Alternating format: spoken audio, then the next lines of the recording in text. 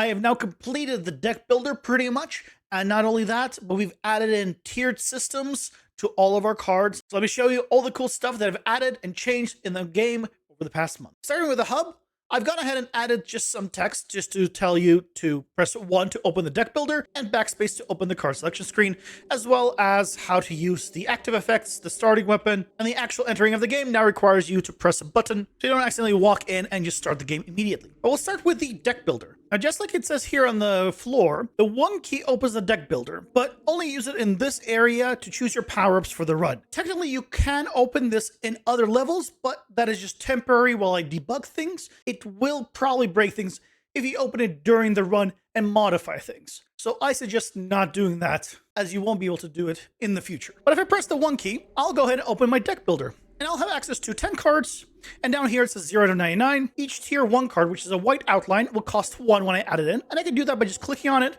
and dragging it over to the bottom. I can also do that by control-clicking on a card.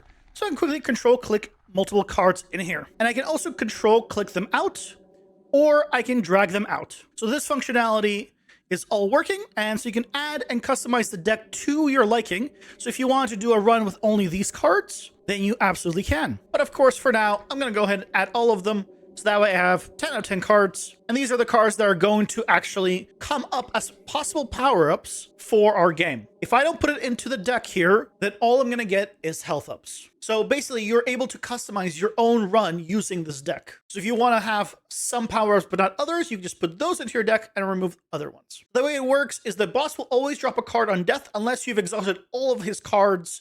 Then he will drop nothing because nothing is available. It will always be a tier 1 card first, a white card. And if you have them and your RNG kind of favors you, then you might get a tier 2 and a tier 3. Now, depending on the card, they might actually stack together. So you can put in a tier 1, 2, and 3 into your deck and have them all combined. What do I mean by this? So right here, you can see health up is restores 25 health and increases max health by 25. Now, the tier 2 one is 50 and the tier 3 is 75. And if I wanted to, I could theoretically put all 3 of them in my deck and gain an additional 150 health, assuming that I picked those cards. But not all cards are stackable. And that's why some of these have the word unstackable here on the bottom. So for example, temporary invulnerability, when it goes to tier 2 and tier 3, the time decreases. So instead of every 60 seconds, it's every 50 and every 40 seconds. The way the unstackables would work is it always will go with the best option. So if you got a tier 2 originally and then activated a tier 1, it will not override the tier 2 with a tier 1. It will keep the tier 2. But if you got a tier 3 afterwards, which is better, it will then activate the tier 3. So you never have to worry about accidentally activating a card or picking a card that is worse. You just lose that card choice. So it's not great, but it's not the end of the world in terms of your current build. We can also sort and search in this. So the top left allows me to sort by time acquired. So this is the order I acquired. And if I go into the orange outline, it reverses it. So this is reversed, as you can see. The next one is by alphabet. So it goes A to Z, all alphabetical, and you can also reverse it. And the last one is by rarity. So you have all your tier 3, tier 2, tier 1, or tier 1, tier 2, tier 3. And finally here, you actually can search. So if I wanted to, I can search for the name armor, and I would get my armor cards. I can also search for values. So if I did 5, I get anything that has a 5. I can also search by tier. If I say type tier 1, I can get tier 1 cards. Or if I wanted to, I could go speed tier 1, and I get my speed cards, anything that has the word speed anywhere in it, that are also tier 1. So there's a little bit of customization here in terms of what you can search and how you want to do it. I'll be adding more functionality in the search as time goes on. Now that we have these cards in our deck, how does this all work? Well, I press 1 to get out of the screen again. As it mentions here, backspace is our card selection screen. This allows you to see all of the cards and all of the tiers of the cards. So you can see all the power-ups that you've had before all now have an image. Every single one of these is generated with AI purely because I just needed something that's a placeholder just to make it a little more appealing. So don't go thinking this is the definite art style or definite look of the actual artwork. That will change accordingly. But here, if I wanted to, I could grab myself a power-up if I wanted. For example, if I wanted to get Toxic Aura tier 3, I can just click and hold it. It will change it to yellow and then back to its original color. And if I press backspace again, you can see I now have the effect. And under tab for my collection, you can see here's my card. So no matter what, you will always be able to actually still play around with all the power-ups at the current moment. I've also added the progression shop actual frame and text here so you know what this is. So when you go in here and you have the meta progression items here. They will show up how many you have. Now, this is all very temporary. Once you accumulate enough, you can go ahead and start using it. And here you can still see your collection if you need to. When you're in the screen and I move and I press escape, I continue running. This is the only one that I've actually forgot to fix here. But other ones, like if I run here and I press tab, the bug where you continue running after you got out of the menu is fixed. That is the one place I forgot, so I'll try to get it fixed for the next version. But how does it all work? Well, just like before, you come in here, you press E to start the game, and unfortunately, like before, the mini-map icons are still not there. Still waiting on the updated version of Dungeon Architect. I'm thinking I'll probably end up making my own custom mini-map system instead of using this one, because the current main limitation with this one is it's all squares. Even if I make a custom shaped room, I will not see a custom shape for the room in the minimap. It'll always appear as a square. Because of this, I will need to do my own custom things, I think. But once I come here, you can see we now have the aura actually doing quite a bit of damage because it is a tier 3. And the other thing you might notice is it's now actually a bit better in a gradual manner in terms of how much it actually damages them. But we can go around and go ahead and take care of these guys. I've also improved the teleport attack, and I've also changed the way the enemies actually attack in general in terms of the jump attack. So the way it works now is enemies will have a set range that they can jump attack. So they will always go a certain distance. The elites, the bigger ones like this guy, will go double that distance. And he's stuck. That is something I need to take care of. It seems they get stuck there. That's a note for myself to make sure that they can get out. But just like before, you can go ahead and just go through here, kill all the enemies, grab all the XP effectively, press F to use your potions. And here we go. Once you get to the first notch, you're given options 3 of the cards you have in your deck currently. So if you never added any cards to your deck, you will always get HP ups. Most likely in the end, it will just be health regain, not health up. So they'll effectively be potions when you run out of cards. As you can see, because of this, you can customize your run to what you want to do. So for example, here, I can go ahead and get a Culling Strike to instantly kill enemies below 10% health. That's going to help me out, especially when I have something like a Toxic Aura, because now I'm doing damage constantly. And so as soon as they hit basically 10% health, they pretty much die. So I've now made it, in a sense, with the combination of those two, to make it so enemies effectively have 90% health. Now, at the current moment, this also affects bosses. Most likely, I will change it so it doesn't affect bosses. But for the time being, joy. Now, as I mentioned before, you can press backspace at any time and pick up some cards. So for example, I currently have 100 health.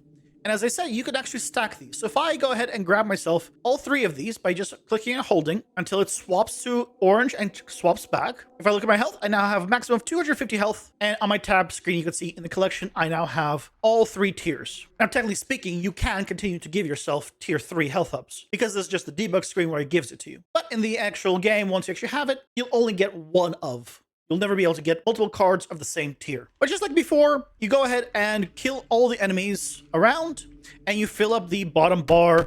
And once everything is filled up, then the portal to the boss room will open up, where you can go ahead and enter it as you desire. Now, for demonstration, I've given myself quite a few things. I've given myself critical chance and critical damage, lifesteal, multi-hit, armor, the ability to revive, more radius, and damage boost. Now, you might notice I have all 3 tiers of damage boost here because these don't state that they're unstackable. So I can actually stack them together. Now, I need to mention that these currently do stack additively together. So effectively, I would get 30% more damage by having all 3. And this also stacks with everything else. So that means the aura is also doing more damage. That means I'm doing more damage, and pretty much everything is. Now, the block has changed a little bit since last time. The dome shield power-up, effectively, now no longer does 360 degrees. It is now directional, but you just get a bigger area that it affects. Now, under the hood, there have been other changes. For example, with how the freezing aspect works. The freezing aspect is now based off of resistances that I've added to the enemies. And down the line, I can add more things that enemies will be resistant to, how much they're resistant to it, etc. There's our last thing. Let's go ahead and get stun chance up. So even though currently there's not as much visually, even though we do now have a full deck builder and tier system, under the hood, there's a lot of changes that it's going to allow us to put in more and more easily down the line. One other change that we've made is with these jump pads. Before, you press the interact button, which was E, to actually interact with these, but now you just press the jump button. It was a suggestion by one of you guys. Thank you so much. I always love hearing feedback. And it was suggested that instead of interact, it would be nice to have the jump pads just work on jump. And honestly, I think that's a very smart thing to do. And so now, whenever you're on the jump pads, well, you just press jump and it goes ahead and launches you. So here, if I just press jump, it'll launch me as you see here. And there we go. We've killed enough enemies. We've filled up the entire bottom bar and we can go ahead and into the portal. We're in. I no longer have the mini map showing here. On the boss rooms, you'll never have it because it's a single room. There's no need for it. But now I can go ahead and start taking out the actual spider with probably a lot more power-ups than I would normally have. So this is going to be quite simple. Go ahead and get him into phase 2 once we hit the 50% mark, where it becomes invulnerable and little spiderlings come out. And you can see they're all going to follow me. And because I have the toxic aura around me, I can go ahead and just damage them as they're kind of running to me. But, you know, that's a little too slow. Let's go ahead and take them out this way. Now, I am healing quite a lot because I have the power-up that allows me to heal on damage dealt, which is why they're dying quite quickly. Here comes the spider for phase 3, but that's okay. We can go ahead and take him out quite quickly because of all the power-ups, as I mentioned. Oh, he's doing the ramming attack. Now, he starts ramming at the very beginning there. He does end up actually getting stuck on you and not moving. That is something I need to address. But once you go ahead and kill him, as you can see, we get a card drop and we get this actual entrance, sort of like the one you get at the very beginning of the game to start it. To get the card, just press E to pick it up, and you can see which card you picked up. Now, this card is not actually active right now in this run. This is one you can use later by pressing 1. There's our card, as you can see. Now, unfortunately, there seems to be a bug that I'm still trying to iron out where it should not give you a tier 1 of the same card you already have, but occasionally it still does. I've not been able to properly recreate this 100% of the time, so I'm not sure why this happens. But sometimes you'll get a tier 1 of a copy you already have, but afterwards, you'd always get a tier 2 and tier 3. As long as it stacks, you could theoretically put 2 tier 1s in at the current moment. But when you're ready, you go ahead and press E into the room, and now you go ahead and load into the second level. And again, you progress through it as you would, and you're getting your power-ups and everything you've unlocked. Transfers over. As you can see, here's all my cards that I've activated. And if you die, you still keep the cards you've unlocked. You don't ever have to worry about actually picking up a card and then forgetting to do something. You immediately go ahead and save it into your library. Now, there are some other small things under the hood